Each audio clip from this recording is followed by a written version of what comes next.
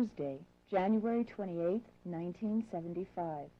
A Swiss farmer named Eduard Billy Meier takes a series of photographs of what he is later told is a beamship from the Pleiadian star system. These photographs were the focus of the most exhaustive investigation into the UFO phenomena ever. During the following 5 years, the evidence continued to accumulate. And it was this extensive physical evidence that nudged the curiosity of Nippon television director and investigative reporter Junichi Yaoi, prompting he and his team to join us in October 1979. Having been involved in the research and responsible for the investigation for over 18 months, we welcomed the fresh input. Our team, Wendell Stevens, Tom Welch, myself, Britt Elders, and Lee Elders, had been impressed by the sincerity and openness of the contactee, Eduard Billy Meier. During our 5 previous visits, he had always been willing to work with us, answering what must have seemed an endless barrage of questions and ushering us across the Swiss countryside to the numerous contact sites. His Greek wife, Calliope, spoke no English, yet was a gracious hostess, allowing us free rein into her family's private world. And the Meier children recounted their UFO sightings with the exuberance of any other child showing off a new toy. At that time, Billy was struggling to become a self-sufficient farmer. With the help of friends, he was busy turning a run-down piece of property into something livable. He and his family were surviving on 830 Swiss francs a month, paid to him because he had lost a left arm in a bus accident in 1963. Still, this handicapped farmer, with only a 6th grade education, had taken over 800 of the clearest photographs ever seen of extraterrestrial spacecraft. The beamship photographs, 8mm movie footage, metal specimens, and recorded sounds of the craft had spurred our investigation, and now would become the 2-year focus of Junichi and his crew.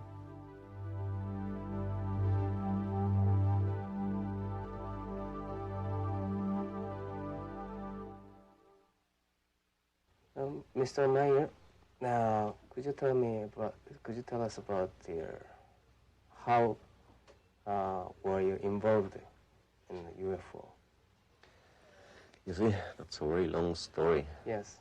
It begins at 1942 in my birth town called Villach.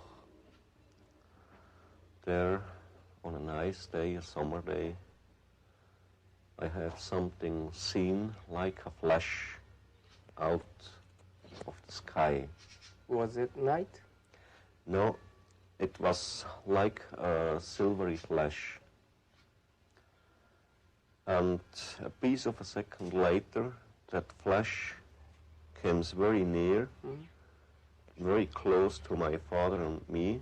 We were staying behind the house. How old was it? 5 years old.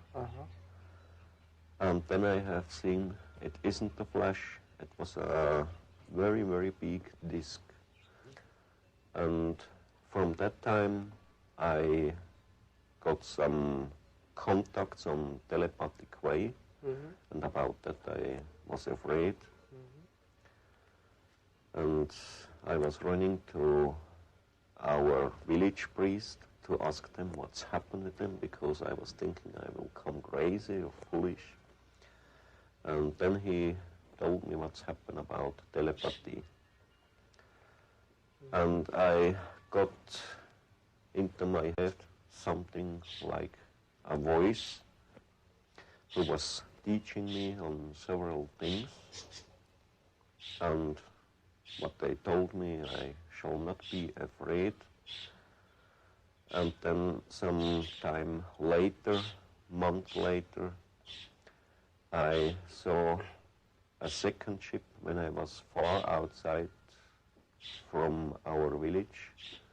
then it comes down, sit on the ground, and then comes out a very, very old man. I was thinking about 90, 95 years old.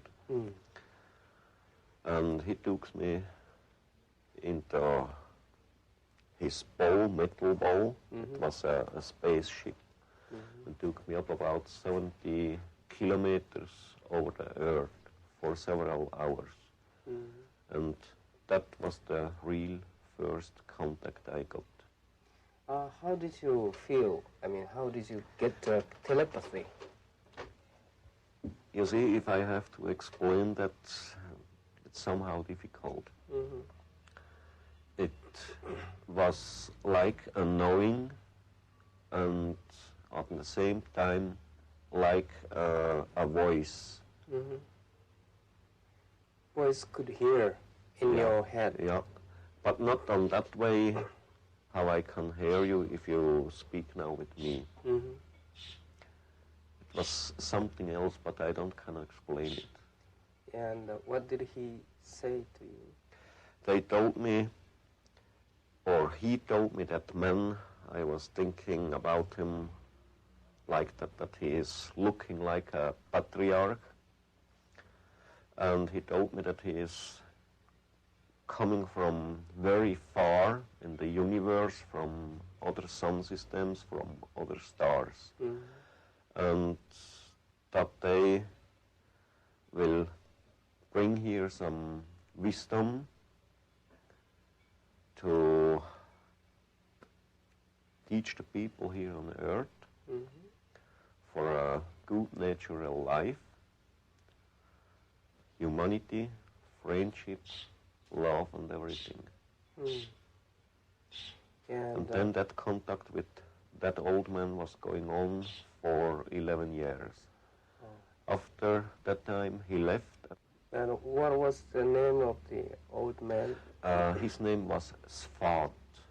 So what about the first contact? I mean, the old man. Yeah. He belongs to the Plejaren. Plejaren. Yeah. And why he stopped to coming here? Sfat, you mean? Right. Just a year ago, I came to know that he, at that time, when he was gone for all the time, that he died. Oh, I see. And then 3 hours later, I got another voice in my head from a girl, and there too I got then a contact, and two that was going on for other 11 years, up to the year 1964. Ascot would become Billy's primary contact as he traveled throughout the Middle East. Although she is depicted here in this rare photograph, Meier has released very little information concerning the 11-year training period that preceded the Pleiadian contacts. To get that picture, I had to ask, and I got the permission to shot them because she didn't return to Earth. If they stay here, it's impossible to get the picture from them. I see. They don't want you shot any picture from them if they stay and are working here on Earth. The Meier family photo album contains numerous old but clear stills that were taken in India of luminous balls. These unusual objects dotted the night skies with brilliant bursts of concentrated light. Some were taken during daylight hours, such as this one with a person in the foreground and 8 double-sphere objects flying over the New Delhi railway station. One of the most spectacular photos shows a disc-shaped craft hovering over the Ashoka ashram. Billy reported that this was Ascot's ship. And then the contact stopped for the third 11 years, and then it started again by the 29th of January 1975. The people from today, what I contact with them from the Plejades is Semyazi. She was the first girl who came when I got the first contact. And are they coming from their one planet, or they're coming They from call their planet by the name Era, and it belongs to the star picture of Pleiades. It's about 500 light years from the Earth, in the big star picture of the Taurus. Billy explained that in the beginning, the primary reason for the contacts was simply to take the clearest photographs ever seen of IFOs, identified flying objects. How could you take those photos? That's a very funny thing. I have my film camera, my photo camera. Yes. If I go outside, the most of the time I carry them with me, but I never can get a picture if I not get the order to shot one. If I can get the picture only by an order of the Pleiadians, and then I will get a real good picture. Did they tell you a reason why they order to take a picture? For proof. Now, when you take a picture, could you describe how you're going to do, how you do like this? It's very easy. Yes? So, that's a very simple old Japanese photo camera. Yes. I can turn here, you see, Yes. Oh. and that I can do very quick by one hand. That the single camera I can use. Now you took this picture from this side. Yeah. And you took two pictures? Yeah, to the other, a little bit more to the right side, you see. This is Like a little that. bit right side. The other I had, so, Yes. on that one, so. With this camera. Yeah. Yes. So you were sitting over here. Yeah, and I was taking a sitting picture. here. Yeah. I had my camera here, and I was eating something. And then she came and I took the picture like that. Oh. And it's very easy to use in one hand. I say that's the single one I can use.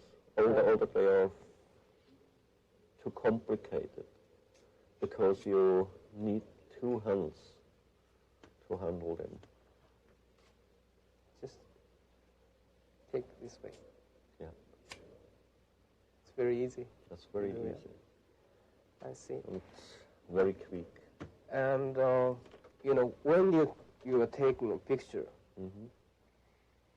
there should be many people walking on the road, or living in a house, and or running the car. They might see the same thing. You see, that's very funny. If you take this here, I think that's now the ship. I'm staying here with my camera.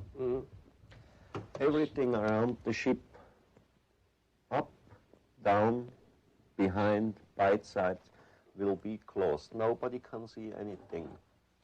There is a free line only to see something through here, the camera, or to my face, to my eyes.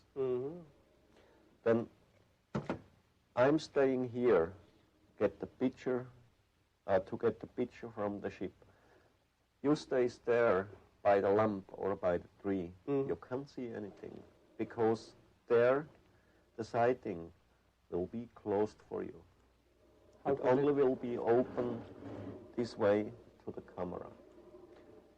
And this happens the most time. And how about this one? You use the tripod with this? With them, yeah. Yes. I put it on the tripod. Then I have here an automatic. And then it works. I see. And two, it's a camera, but I can handle by one hand only. It's here. I see. That's the single one I can find.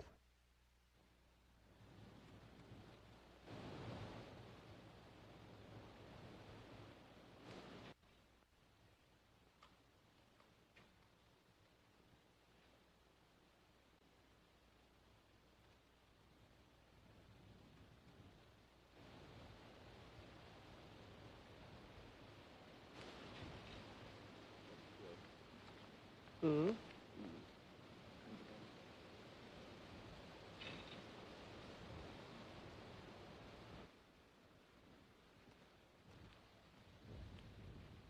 And at that time, when was it? It was outgoing winter time, I think 1976. The same year of that shot. It was the same day. Same day? Yeah. Uh-huh. And how the saucer coming? We have got to go there to the front to tell you. You see there behind the mountain, Yes. about a third part from here to the mountain. Yes. The ship was moving from the left side to the right side. And right side, left side, right side. Always on that way. Yes. And then at later time, before it left, by sunset, it moves behind there the tree. And you have seen the picture, and there I got 3 pictures by my photo camera. So how many hours altogether from the beginning? Altogether, I've been here up for about 2 hours. 2 hours? Yeah. How many pictures did you take? Between 70, 90, 100, I don't know exactly. Most of them I lost somewhere, stolen, I don't know. The film and photographs taken here on the windswept ridge of Hassenbul were the most impressive. After comparing the stills taken in 1976 with the actual location, Billy and Junichi walk and measure the site. The distance from the camera to the tree was 52 yards. The height of the tree was 31 feet, and the diameter was 21 feet, which visually correlated to the reported size of the beamship. When was going down the sun, also by the sunset, it moves here behind, few meters behind the tree, and then I got here 3 pictures. And the sun was somewhere there behind over the horizon. And how many minutes it stayed here? Oh, this was maybe 20 seconds, 30 seconds, not more. And in that time I got these 3 pictures. It was maybe, I don't know exactly, maybe 5 meters behind, 3 meters behind, I don't know. And when was it, this one?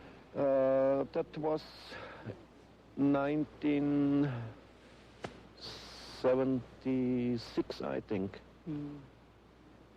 76? Yeah.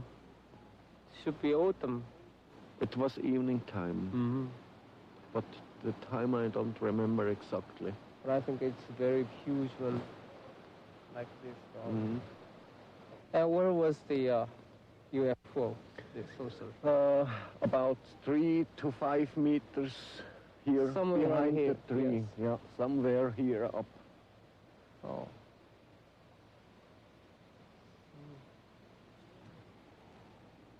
And nothing behind the tree. There is nothing behind the tree. A deep valley, that's all. Right. But this ship is very huge, maybe 7 meter. 7 meter across.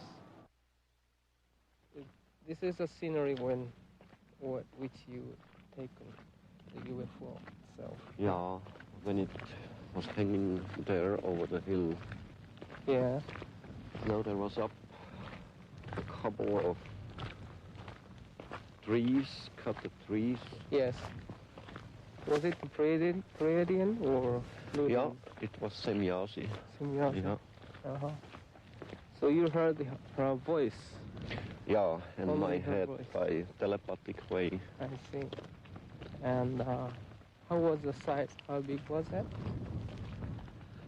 7 meters. 7 meters. Yeah.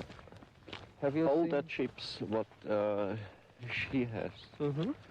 they are by 7 meters in diameter.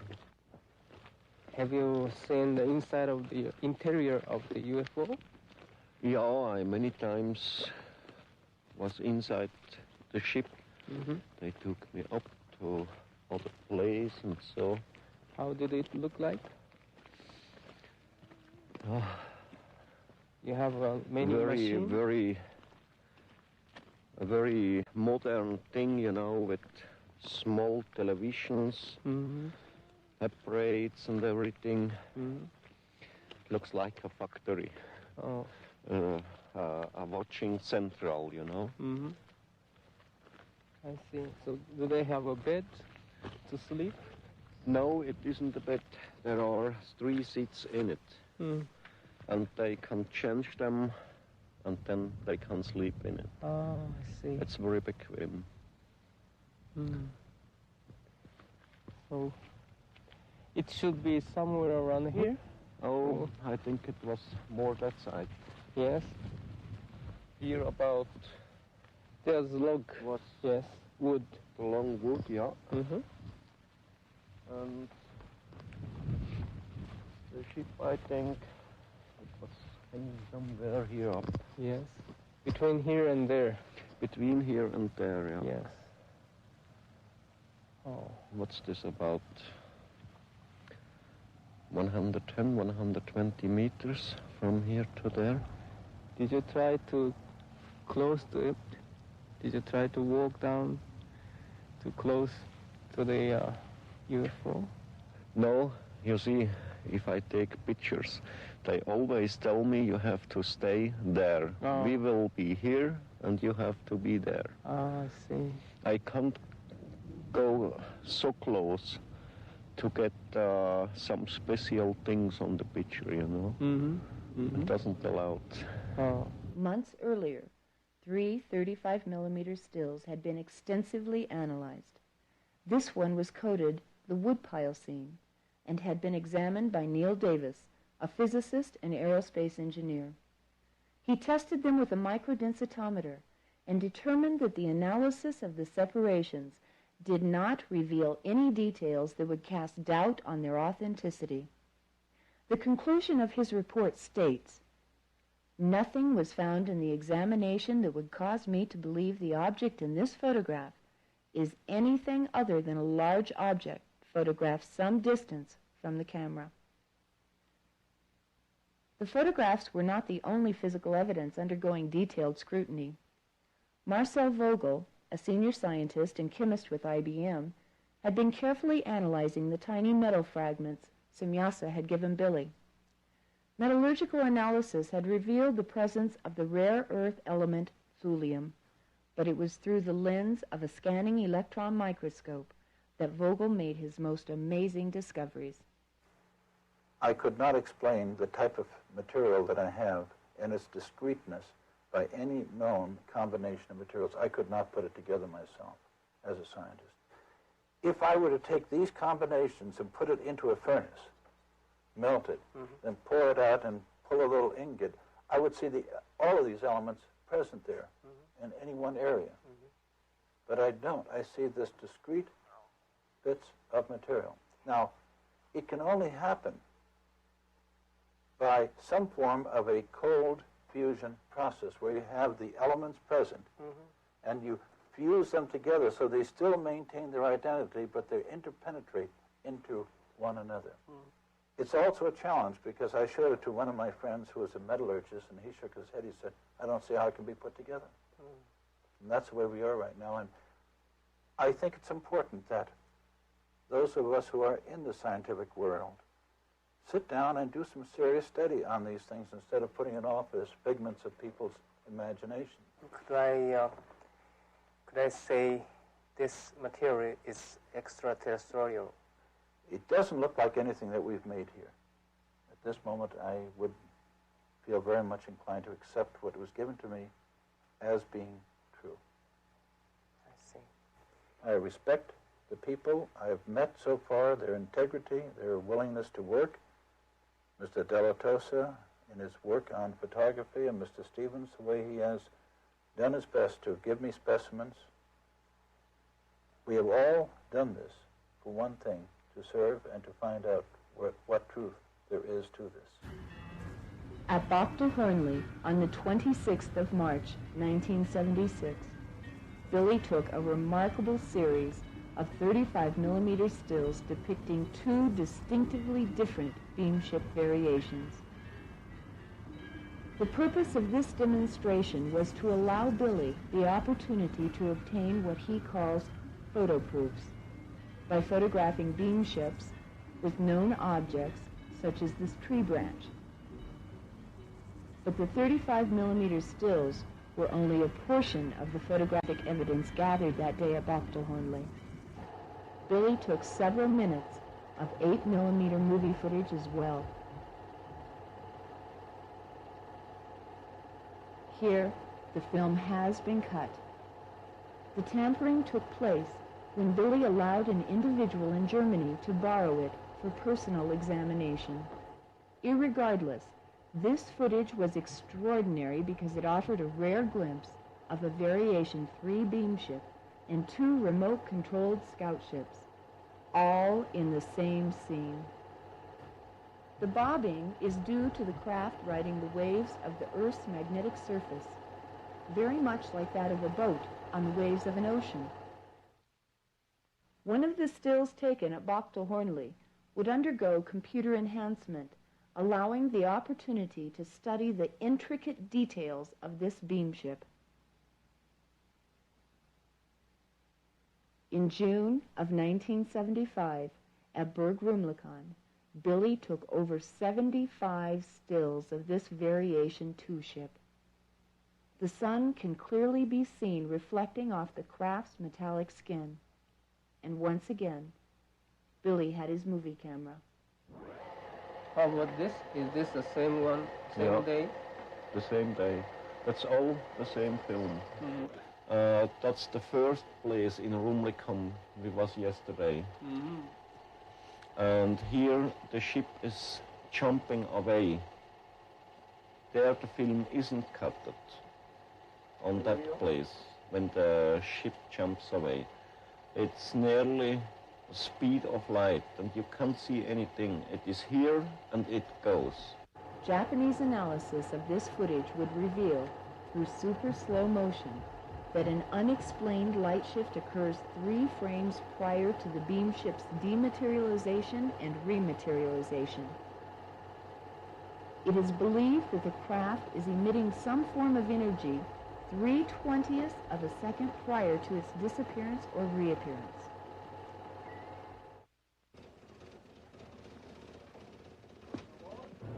One of the most important contact sites was less than 5 minutes from the Meier farm and located in a nature preserve. Obersadeleg offered a unique look at a complete sequence of stills. These scenes, taken in the spring of 1975, were coded the Tree Line series. This photo was selected for detailed analysis because it offered excellent reference points for computer triangulation. Trees to the front, side, and rear. Measurements were taken from the camera's point of view to where Junichi and Billy stood, near where the beamship was reported to hover. The distance between objects and points of reference were checked and rechecked for accuracy. Then the measurements were fed into a computer, and the edges of known objects, such as the trees, are translated into pixels. Since these measurements are known, the number of pixels in the edge of the unknown object, the craft, gives its distance. The beamship is determined to be precisely where Billy said it was, and mathematical triangulation gives its size, 7 meters, or about 21 feet in diameter. Junichi, like our team, had been fascinated by the Meier photography, yet cautious.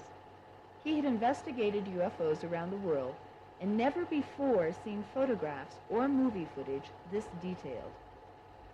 It seemed too good to be true.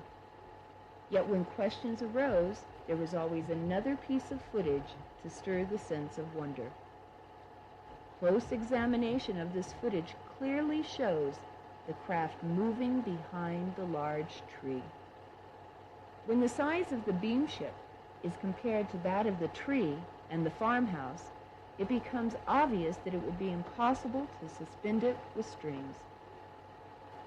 In addition, the top of this enormous tree is seen to move as the craft passes over it. This movement can be attributed to the backwash of air created by the beamship. With a full day scheduled, we left the farmhouse early to visit more contact sites. As we rounded a curve, Billy halted the Land Rover to point out his native village, Hindwell.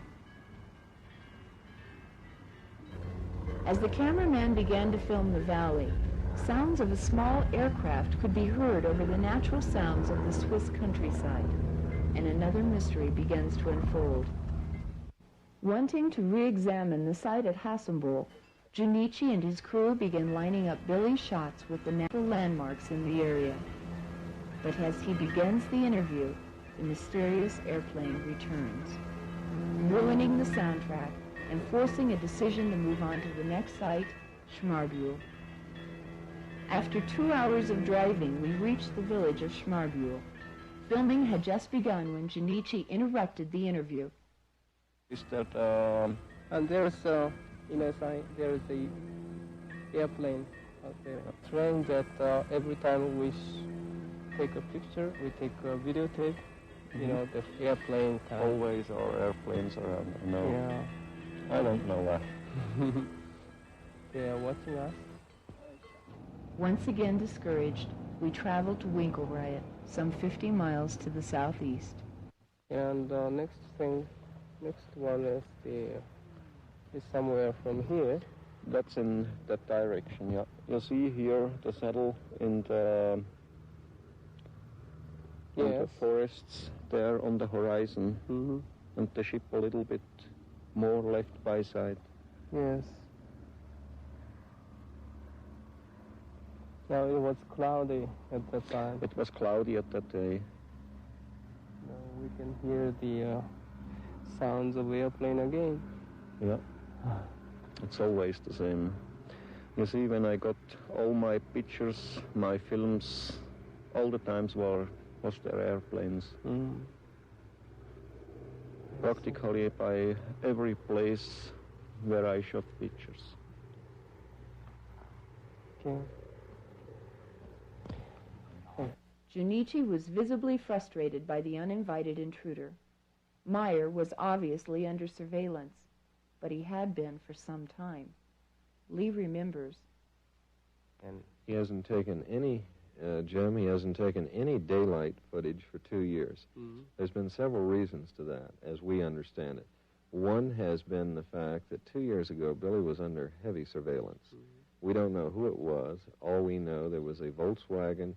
It was equipped with what appeared to be parabolic microphones, maybe some form of ground-to-ground radar. I don't know. But they followed him everywhere he went. Every time he went out for a contact, he had a shadow with him. Billy's problems actually began in 1976 with the first release of his story and some of the photos to the European press. Soon, every major magazine and newspaper featured an article on Billy Meier.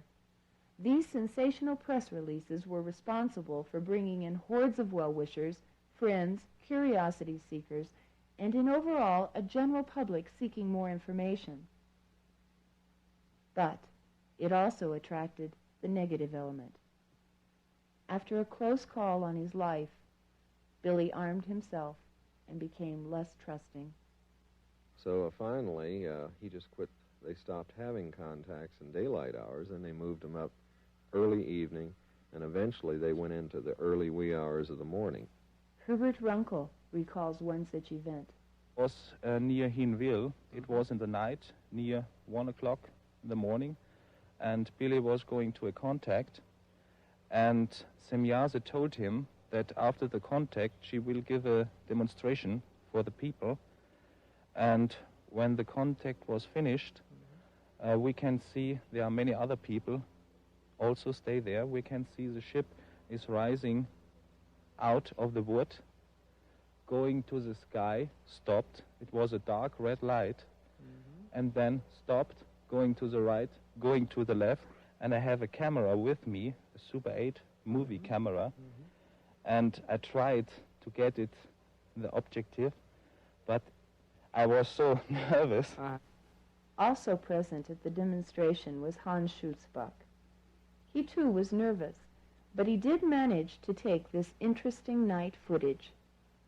Here the beamship jumps, as was described by Herbert earlier, becoming brighter, then disappearing. Some of the best stills taken during the demonstration belong to an Austrian man, Guido Nussberger. Another photograph he took that evening was even more intriguing. Guido's daughter, Anita, holds the picture as he traces the distinct outline of the beamship.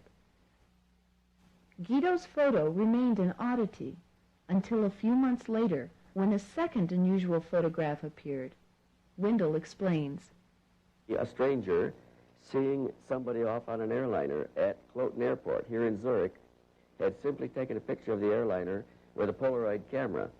When the picture came out of the camera, this is what she got. She put it in an envelope with a note saying that this thing happened at the airport. She didn't know anything about these things, and she didn't want anybody to know who she was, and she put it in an envelope and mailed it to the newspaper with no return address. The newspaper published the picture, inviting her to get in contact with them so they could pay for it. But the picture is unique because it has a similar space-shaped spacecraft. It has a field around it and an expanded field here. The picture was taken to a local photography shop. A man recognized as an expert here in Zurich who looked at the picture and said he couldn't account for any way that this picture could get on this film, on Polaroid film. The lady did not remember seeing anything when she took the picture except the airplane. There were other witnesses, too. Most were disbelievers at first, until they had their own experiences. When Calliope, or Bobby as she is called, first learned of the contacts, she questioned her husband's sanity. In 76 im Juni. 45.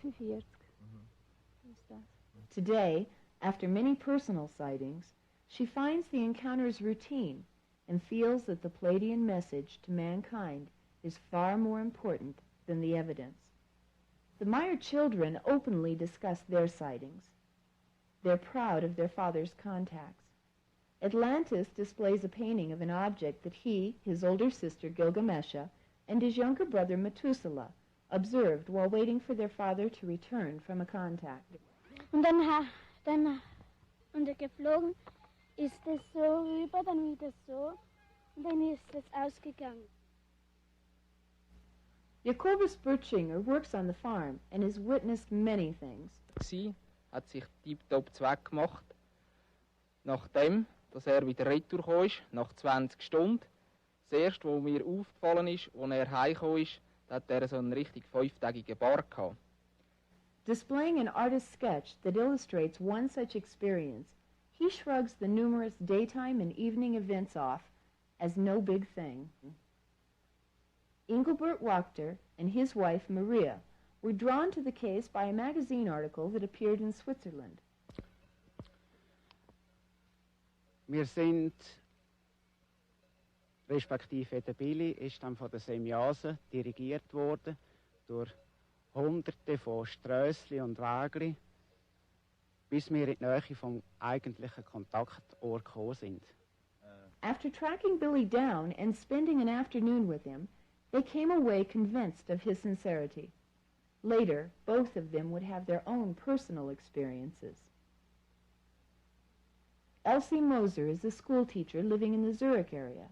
She first heard of the Meier experiences from a friend in the summer of 1976. Mm-hmm. So after you saw many things?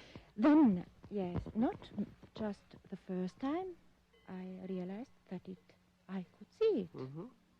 Then the second time too, and so I'm sure.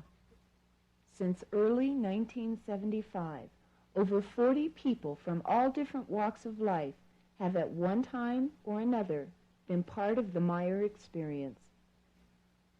Herbert Runkel came from Munich not only to act as a translator for Junichi, but also to describe as a witness his many experiences. I come out on this place, and from this front, Billy and one woman was coming. They made a walk in the morning, and I go here, near this, and then I light my cigarette and look around to this area, and then one light switch on, maybe here, yes, and it's going this way over the house, and near the antenna, it was so bright. Oh, how big was it? How? This one. Oh. Yes. How? Like a small ball. I see. And it was a quite cold light, very intensive, yes. And then the object is going away over the woods. And since going away, the light will be small, dimmed, yes. And on this time, Billy get a telepathic contact, and Semyase sends greetings to all persons on this area here. And did you see the object itself? Or? The object itself, not clearly. It was a very intensive light, you know. It was so, I need glasses maybe. Oh, yes. It's all right. But the light was very concentrated. The light don't go away. It was concentrated on a point and like this. And did it lit up somewhere here? Nothing. No? Nothing. It was quite dark. It was brightly sky. There are many stars. And it was a little bit the sunrise, you know, in summer. Did you hear noise or sound? Nothing. It was quietness. I see. Yeah. And is that the first time you saw the UFO? No, this was fourth time. Yes. Fourth time? The fourth time, but the first time on this area, on this place here. Oh, Yeah. Where is it? This one? On this place. The other sides will be seen in the near of Hinwil. Where is it? It's about 25 kilometers from here. It was it is a little village. Billy was living there for some years. Oh. And he changed his flat and come here in the April of 1977. Yes. So a year before, yeah. Yeah. He moved to here. He moved to here. I see. So how many years did you investigate? I know Billy exactly since the 14th of July 1976. I read in a magazine about these things, and I don't believe it at first. And I come here to meet Billy, to talk with him. And then I saw many, many photos, films, and so on. And it's very incredible. And now, what do you think? No, I can't think, I say it's real. I saw the objects by myself and many, many other things. Herbert had filmed the landing tracks shortly after the event had taken place. The footprints of the Palladium beamships were unique. They had landed on tripod legs, each having a disc-shaped pad or shoe that left the grass and all other vegetation swirled down in a counterclockwise motion.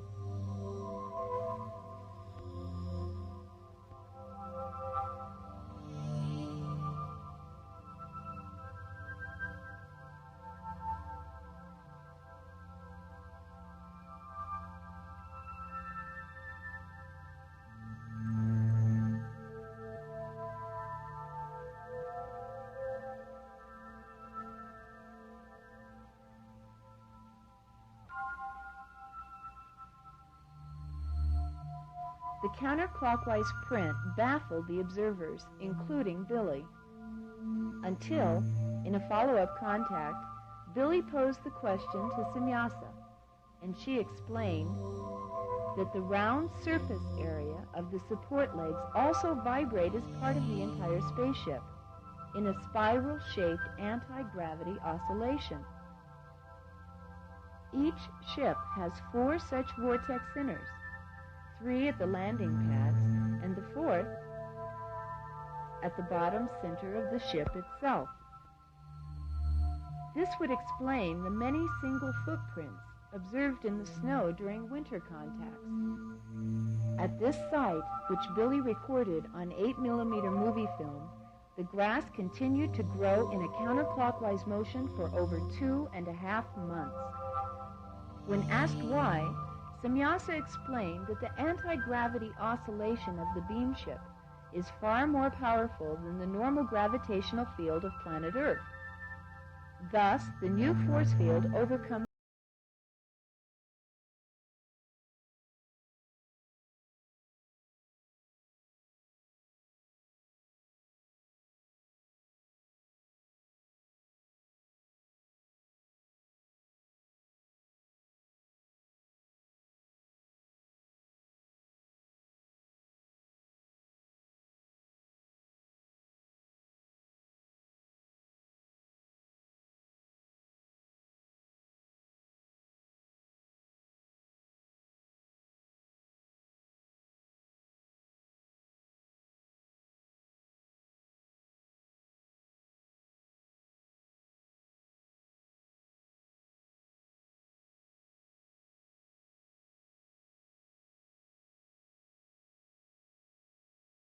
technical phenomena first occurred at this site near Hinwil in 1975. Billy explains. The ship was about 60 or 80 yards above me. And my people, my witnesses, was 116 meters away. For them, it was impossible to see the ship. They only heard the voice of them, very, very loud. They got a headache, you know. I was directly under the ship, and I have it seen in the sky. How could they do it? I don't know. They have some invisible net. This invisible net may have been responsible for Billy's numerous disappearances during contacts. Jacobus and Herbert recount one of their experiences that took place in the summer of '77. He disappeared out there. Then we listen the sound of the ship in this area.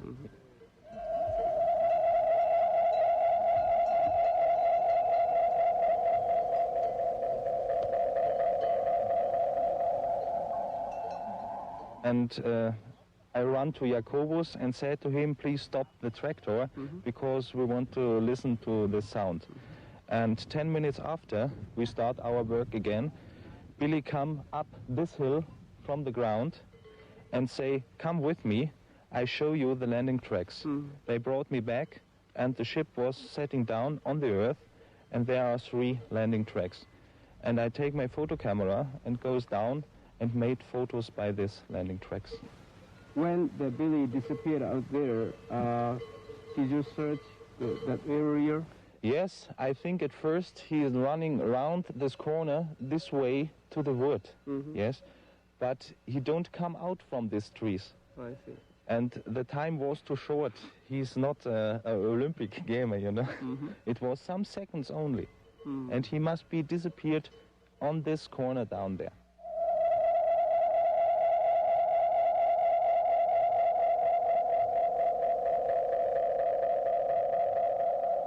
Over a dozen witnesses, including members of Billy's family, have confirmed similar experiences. Elsie Moser recalls, a few friends of us went inside the house, and then there came along a star. Billy got up from his chair and walked over the place and watched that little star, And I went too, and then that little star moved like this, and suddenly it grows to a big light. And off it went, away. And then we heard an aeroplane, and then Billy made this, and this meant he has to go to a contact. Then he put his shoes on and went outside here along this little road. And I could see him from there going down, but then a little later I walked and I couldn't see him anymore. Here, he wasn't there anymore. And then I saw the light going back after this way. Oh. Yes. One of these mysterious disappearances involved a member of our investigative team. They were all sitting there having coffee, and all of a sudden Billy jumped up, ran out that door there. Wendell ran forward, came to this door, ran outside. It was raining. Not very hard, but it was drizzling. Looked to his right, looked to his left. No Billy, nothing. Oh, he went out. He disappeared. He disappeared. About an hour after that, the phone rang. It was Billy Meier. He was calling from Rila or one of the cities on the other side of the mountains. And he says, come and get me and bring Mr. Stevens. And so I think it was Jacobus, Poppy, Wendell. They jumped into at that time they had a green Volkswagen. They jumped into that, and they drove for about an hour, pulled into the small little village. There was a guest house there. Picked Billy up.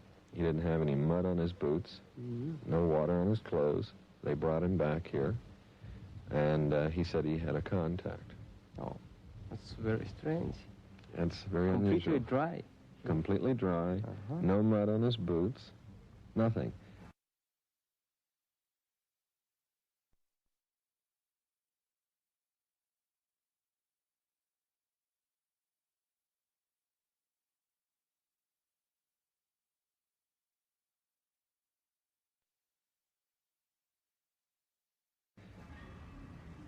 What was to become the most dramatic episode of what Junichi referred to as the invisible net began on an innocent note in the spring of 1976 in a small valley known as Schmarbühl. A demonstration had been underway for Billy to film and record the craft's sound when an uninvited visitor appeared. From there behind, from the south, came a fighter, a Mirage fighter. And always he was going on to Semya's ship. She always jumps away. And that fighting was going on over the whole area from there behind. But always if the fighter comes near her, 100, 150 yards, then she jumps away. And after 20 minutes, she left. She was gone, and the fighter too left then.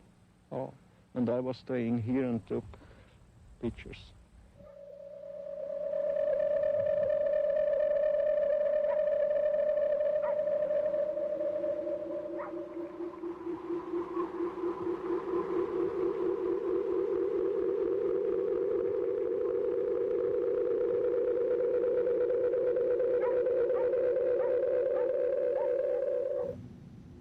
Tom Welch was coordinating the scientific research in the United States.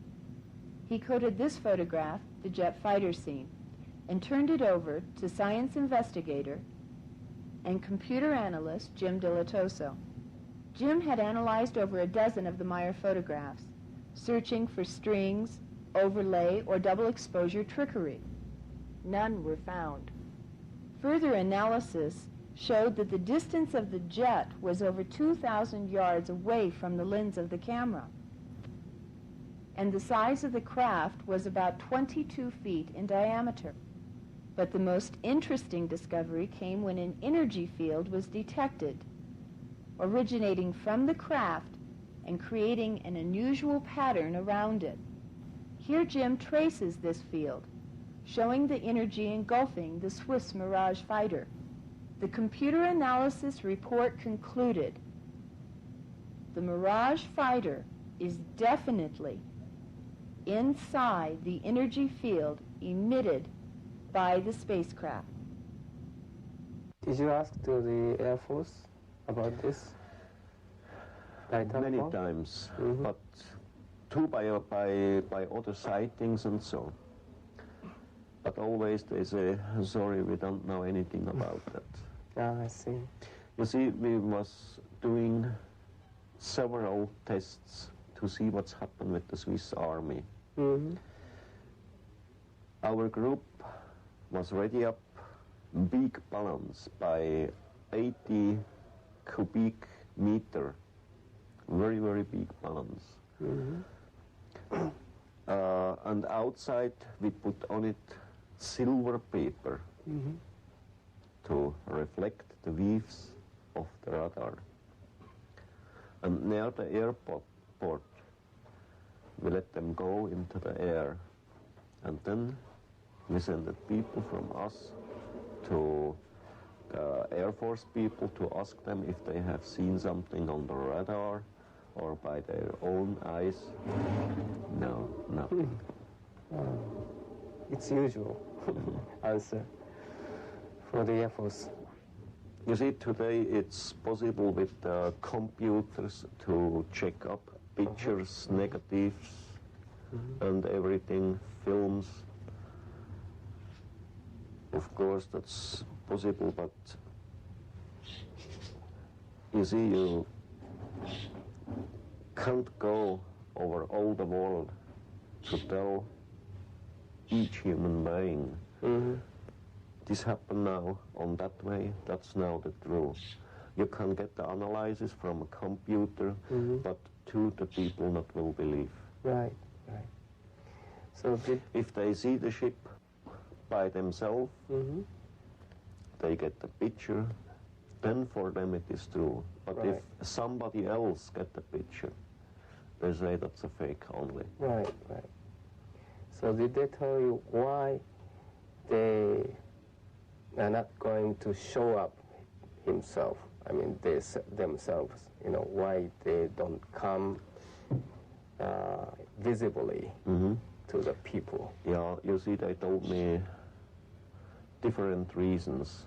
One of them is they thinks and means and says if they turn over the sky at day or night time and the people will see them, the earth people here, they will come to be afraid. Maybe they will turn over in their mind or something like that. And it will come a panic. The other thing, they say they have to be very careful about their own weaves from their own body and about the weaves from the earth humans. If they come together, they will turn over in their mind, because they are living in every case on a very much higher level than the people here. And if they go to show them by their flying around the earth, the humans, the earth humans, they will try to catch them. They will, by the Air Force, send up planes, fighters against them, and about all that they are very afraid. But I think they have, much better science than us, so they can, protect themselves from the Air Force attack. Yes, of course, that's very easy for them. But, you see, I think it isn't useful.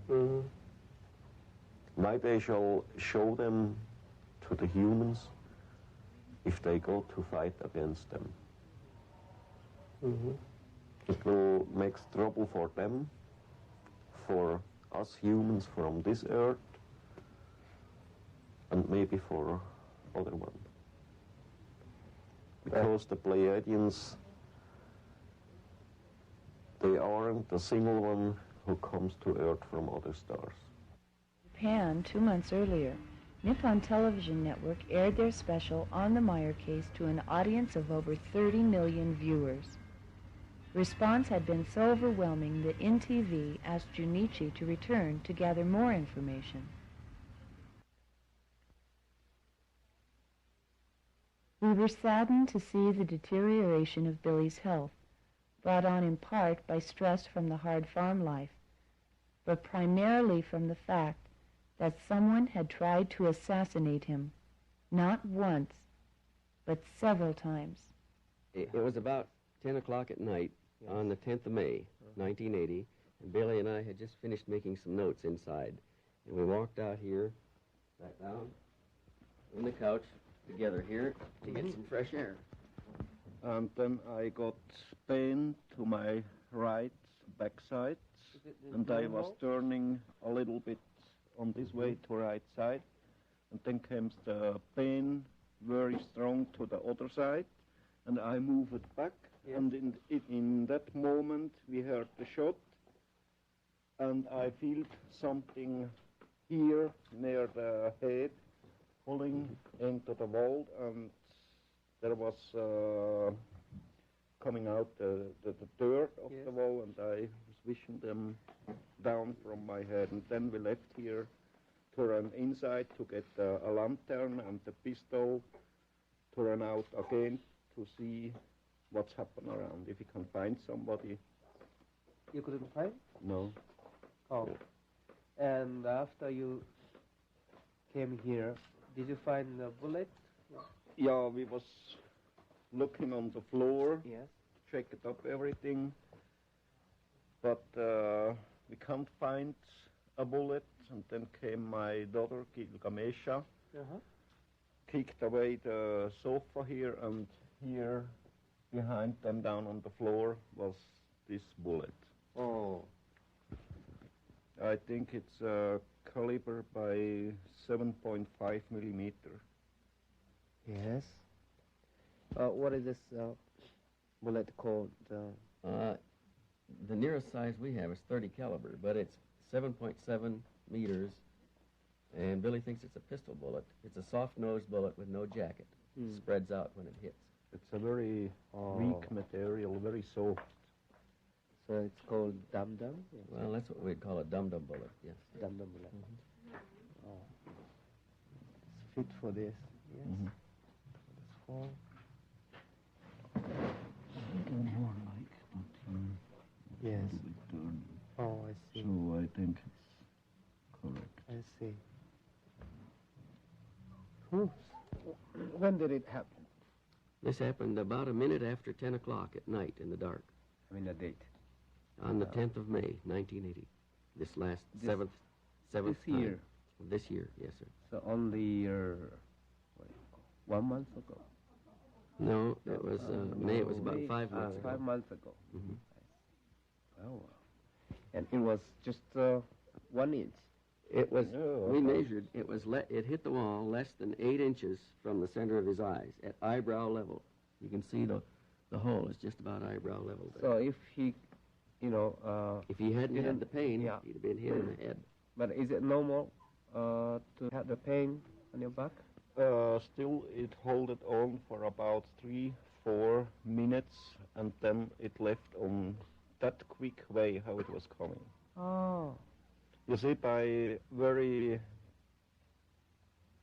big danger, I get always pain in my back, and then I know there will be coming something. He said that he has had this pain before when danger is imminent. We reconstructed the next morning, and we find the footsteps behind the tree there up. 3 or 4 Tracks. footprints was there. Who do you think's doing this, Billy? I don't know, someone foolish. This was the 7th time. The 7th time Billy has been shot at. There was another time when a man shot at him from nearby here. And the other time I got the shot here in, but I was warned about 1 week before for 3 times by dreams And then Jacobus, he make me metal plates, and then I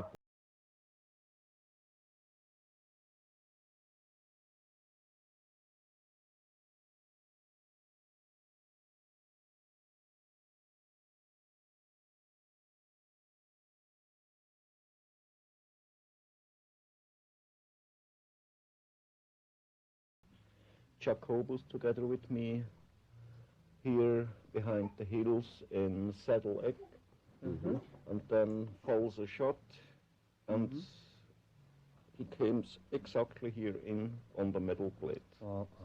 Made a hole in his jacket, dented the plate, and ricocheted out another. And then some few minutes later, I have seen far away a soft shadow.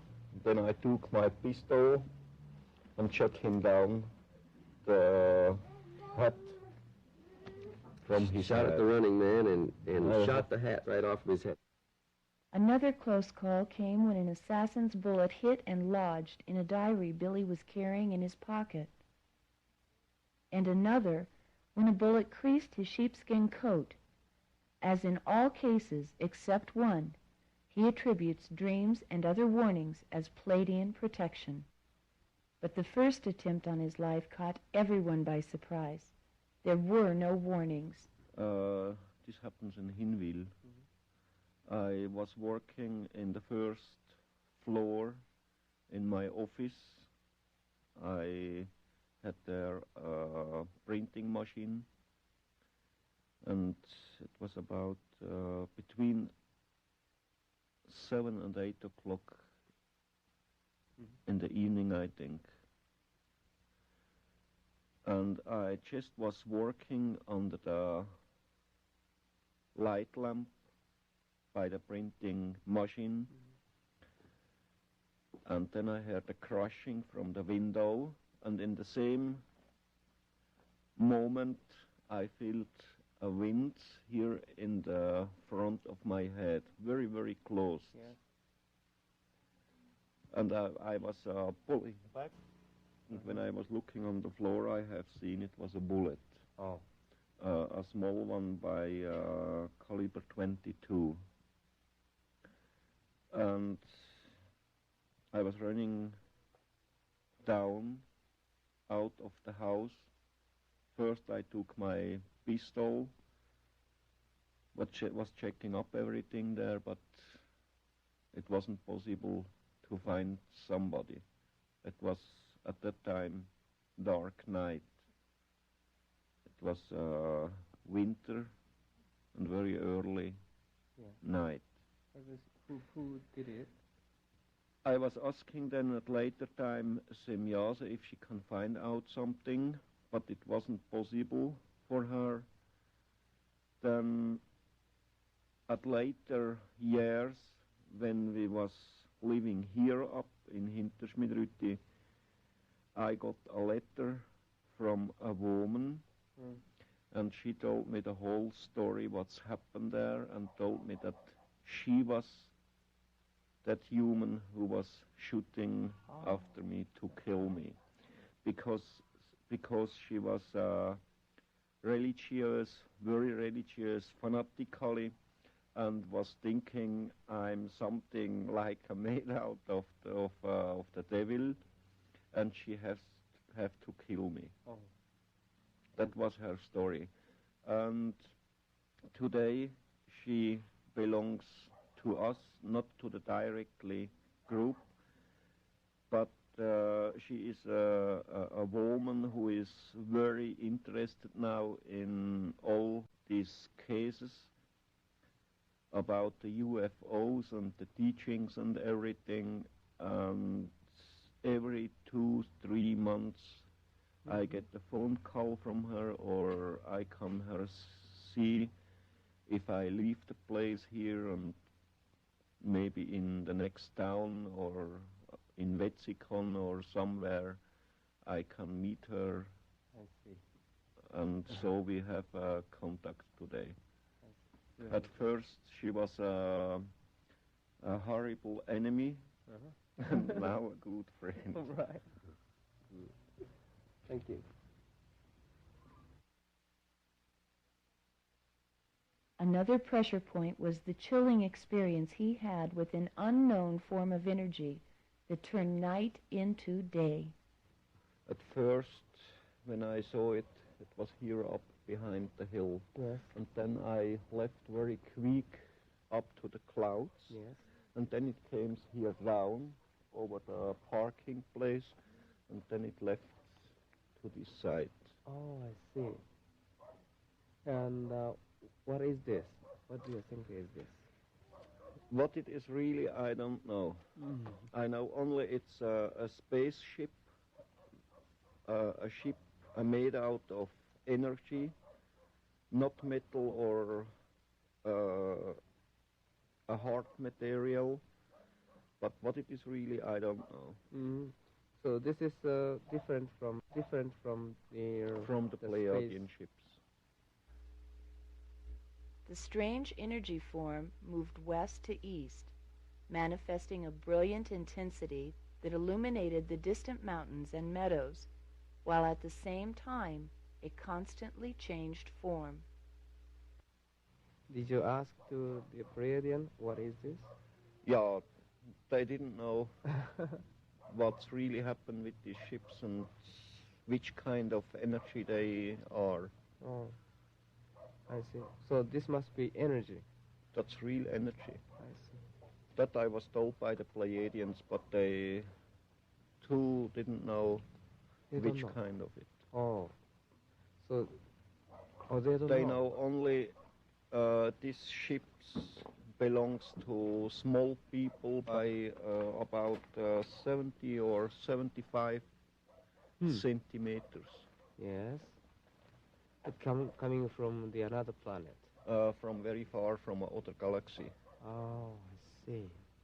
But they don't know them. This incident would remain a mystery. However, tired and recuperating from bronchial pneumonia, Billy did provide answers to many questions in an extensive interview, beginning with, what do the Pleiadians look like? They look like humans from the Earth. Yes. And They looks not strange, not like half animals or half humans. They look like really humans. is there any slight difference between? There is a small difference only with their ear lips here. Yes. They are a little bit longer than our ones. Oh, how long is it? Oh, maybe 1.5 or 2 centimeters longer. But that's quite different from human to human. It's not by each one the same. And by Asket, Yes. they comes a little bit more to the front. They don't go straight down. They comes a little bit more to the front. Each time you get telepathy, you know, Mm-hmm. and you go to somewhere which they, show you, and after that, what happens? They land? Not always. Yeah. Sometimes they take me up by antigrav. When you go up by anti-gravity, do you go up a beam of light? Something like that. If you have a channel and you blow up wind A wind. and put in a feather, you have exactly the same. Describe what you feel when you've been teleported back. Maybe you've been sitting in your office and you've been clear of mind and spirit. For a moment, some few seconds, I'm a little bit swindly. Are you out of breath and tired? A little soaked and a little bit tired and somehow a little bit swindly. But it takes a few seconds only. After maximum 10 seconds, everything will be clear again. I asked Billy yesterday a question I've wanted to know for a long time. I asked him if any of us sitting here were with Billy and the Pleiadians decided to could we go the same way he goes? And he said, yes, we could, providing two things. One was mentally, you're prepared for it, and you want to go. And the second you mentioned was psychically.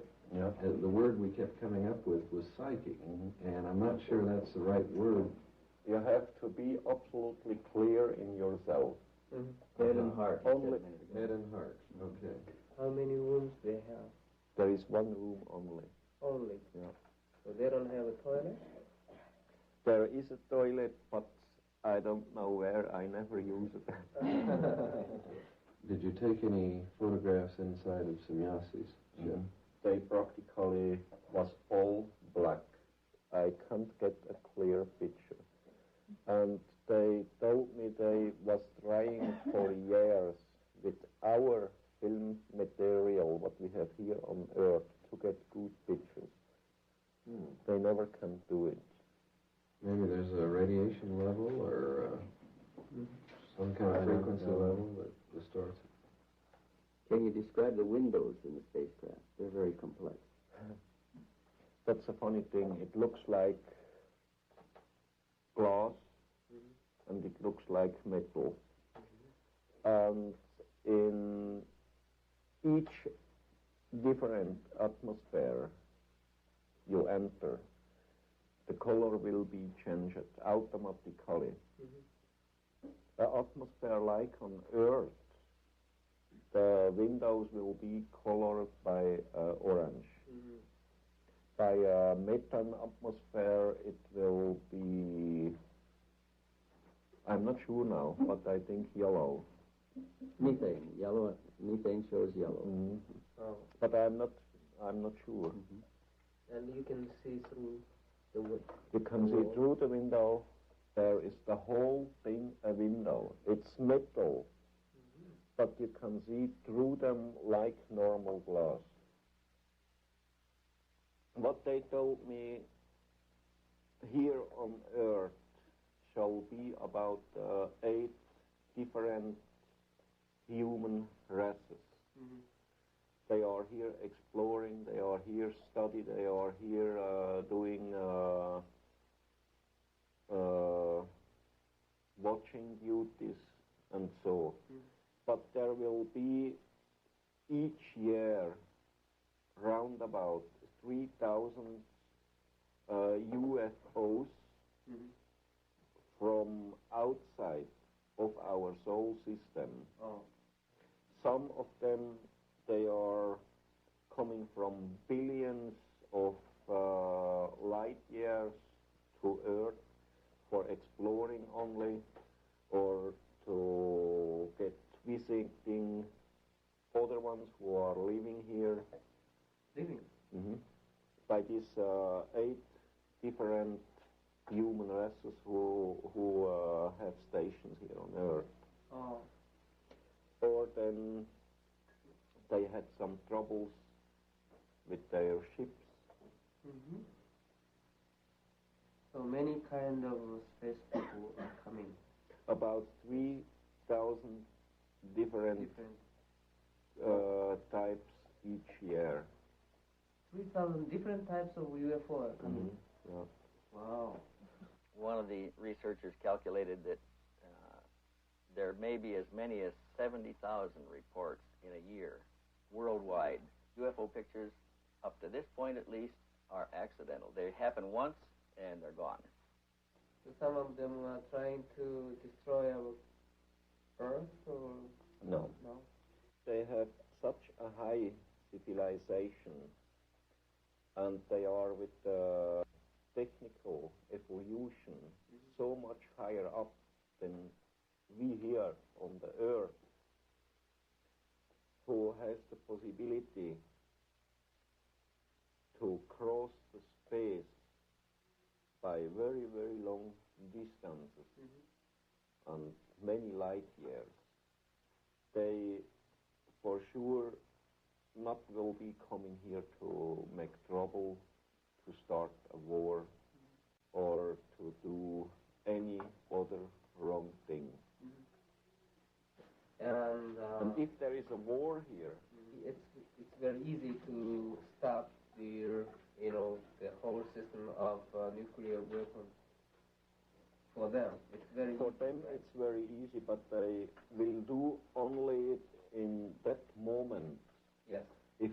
be dangerous for themselves or for the whole system, our system or other life forms. They not have to do anything with the Earth people or the planet Earth. So if we want to destroy ourselves, it's our own business. But if we start affecting other civilizations and other life forms, then it becomes their business. I see. So, you see, if they want to change something here on the Earth themselves or by the human beings, they can do it on one way only, by force. Right. And to use force, it's for them a forbidden thing. So what is the reason why they are coming? They feel into themselves a duty because the humans on this earth from today are practically made out of their forebears and other side we are here practically brothers and sisters of them. They feel into themselves a duty because there are 2 points who are very important, or they are very important. That's the materialism way and the spiritual way. They have to work together. Not only one of them have to work. And to change this again to the real way, to the connected way by materialism way and spiritual way, they comes here again to teach the earth people. That's the only reason they have. That's their own saying. Not to bring war to earth or to bring peace to the human here on earth by themselves. If we want peace and knowledge and love and everything here on earth, we have to change everything by ourselves as human beings from this earth. On February 3rd, 1986, Billy celebrated his 49th birthday. To a great degree, his life and those of his family and friends have been traumatized by the experiences. However, the story of his encounters has touched millions of people on this planet, opening minds to the possibility that we Earth humans may not be the only thinking beings in the universe. With the Pleiadians acting as observers and occasionally nudging our senses in the right direction, perhaps we can do the rest ourselves.